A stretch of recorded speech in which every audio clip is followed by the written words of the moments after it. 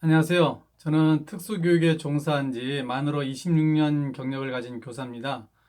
그동안 현장에서 아이들을 지도하면서 경험한 것 중 꼭 필요하다고 생각되는 것과 정책과 관련된 나름의 생각들을 나누고자 합니다. 오늘은 그 첫 번째 주제로 자폐성향 아동들의 자해행동과 그것을 지도하는 방법에 대해 이야기하려 합니다. 자폐아동의 자해행동의 경우 그것을 제대로 이해하기만 한다면 훨씬 지도하기가 쉽습니다. 먼저 여러분은 제가 하는 것을 보시고 질문에 대답해 보세요.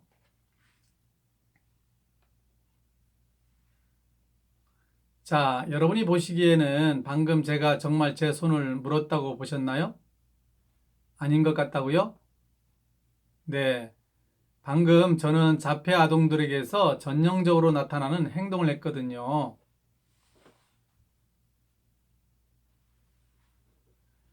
이렇게 지그시 깨물어도 동일하게 나타나죠? 그러니까 자폐 아동의 이런 행동도 마찬가지라고 보시면 됩니다. 그렇다면 이런 행동은 자행동이 아닌 것이죠. 따라서 이런 행동은 참는 행동이라고 하는 게 맞습니다. 일반인들은 화가 나면 사회적인 관계로 인해 주로 안으로 삭히거나 침묵하는 편이지만 자폐성향 친구들은 이런 동작을 통해 자신의 화난 감정, 속상한 감정을 애써 참고 있는 중인 것이죠. 자폐성향의 친구들은 굉장히 예민하여 사소한 일에도 화를 내는 성향이 있는데요. 그 이유는 아마도 자폐성향의 친구들이 자신의 감정을 말로 잘 표현하지 못하기에 그런 행동으로 표현하는 것이라 할 수 있어요. 그런데 그것을 우리는 자해 행동이라고 잘못 보는 것이고요. 자기를 때리는 것도 손바닥이나 손등을 무는 것과 마찬가지입니다.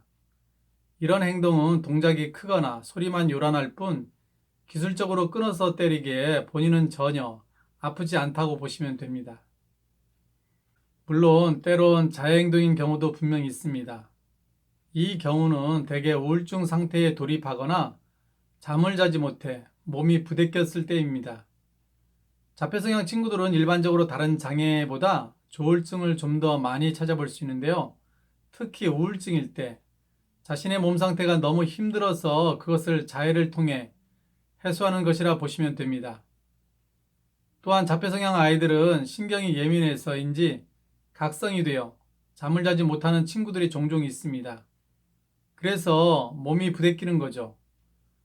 몸이 부대끼니까 힘들어서 자해행동을 하곤 합니다. 우리 일반인들도 가슴이 답답하거나 자책할 때 자신의 가슴을 치거나 머리를 쥐어박는 행동을 하잖아요. 자폐성향의 친구들이 하는 것도 일반인들이 하는 방식과 비슷하다고 보면 됩니다. 다만 그것이 좀 더 일반인들보다 과도할 뿐이죠.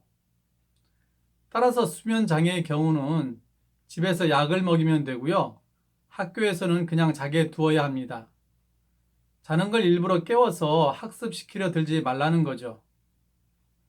근데 열성적인 선생님들이 많이 실수하는 경우가 바로 이 수면장애 학생들을 깨워 공부시키는 것이라 봅니다. 그럴 필요가 전혀 없는데도요. 사실 공부시켜 대학 보낼 게 아니잖아요? 학교에 와서라도 잠깐 눈 붙이면 얼마나 아이에게 좋을까요?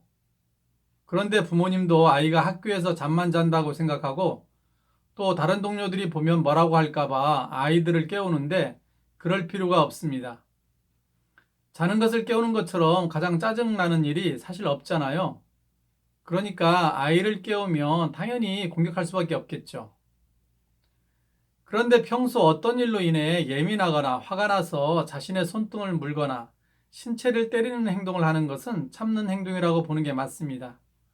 우리가 보기에 손등에서 피가 나고 멍이 들어도 이는 어디까지나 익숙해져서 감각이 무뎌졌을 뿐 자폐아동 본인에게는 아프지 않다고 보시면 됩니다.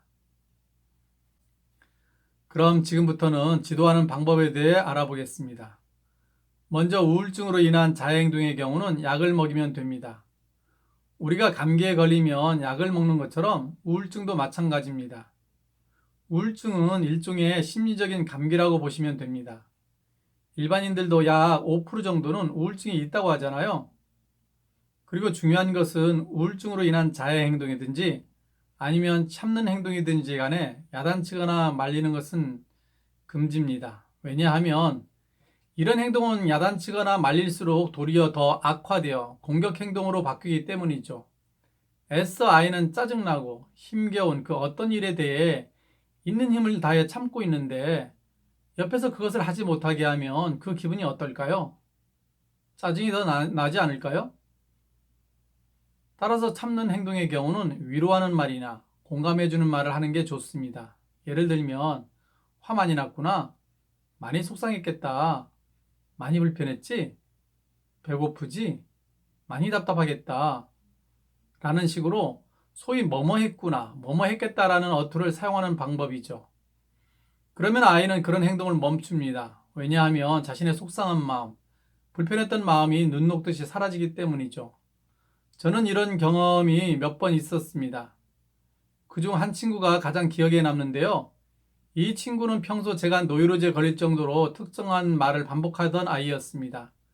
그래서 제가 그러지 말라고 잔소리를 자주 하곤 했는데요. 그런데 제가 잔소리하면 할수록 더 그런 행동이 반복되고 심해지더라고요. 그래서 제가 이걸 깨닫고 그 학생에게 선생님의 잔소리가 너무 속상했나 보다 라고 했더니 이 학생은 네, 속상했어요 라며 눈물을 보이더라고요. 자신의 마음을 선생님인 제가 알아줘서 그 마음이 풀렸던 거죠. 오늘은 여기까지 하고요. 다음 시간에는 자폐성향 친구들의 공격 행동과 그 대처 방법에 대해 이야기 나누어 보겠습니다. 감사합니다.